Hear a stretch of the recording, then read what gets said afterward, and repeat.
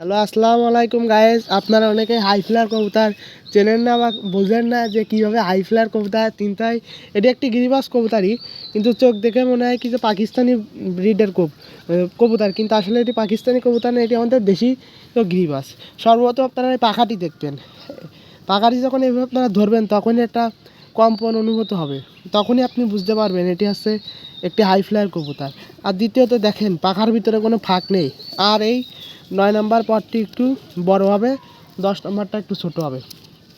আবার আপনারা লেজের ব্যালেন্সটাও চেক করতে পারেন। দেখেন লেজের ব্যালেন্সটাও খুব ভালো। আবার তারপরে আপনারা এই কবুতরের পা দেখবেন, পাটা দেখেন জাম্পার, আর নখগুলো অনেক বড় বড়। এই নখ বড় হওয়া কিন্তু একটা পুরান জাতের কবুতরের লক্ষণ। এইগুলো দেখে আপনি একটা হাই ফ্লায়ার কবুতর চিনতে পারবেন বা বুঝতে পারবেন যে কবুতরটি কীরকম। এবার চোখটি ভালো করে লক্ষ্য করবেন। লাল কবুতরের চোখ যখন লাল হয় তখনই কবুতরগুলো ভালো ফ্লাইং টাইমে আসে। আবার অনেক সাদা কবুতরের চোখও ফ্লাইং টাইমে আসার পরে লাল হয়ে যায়।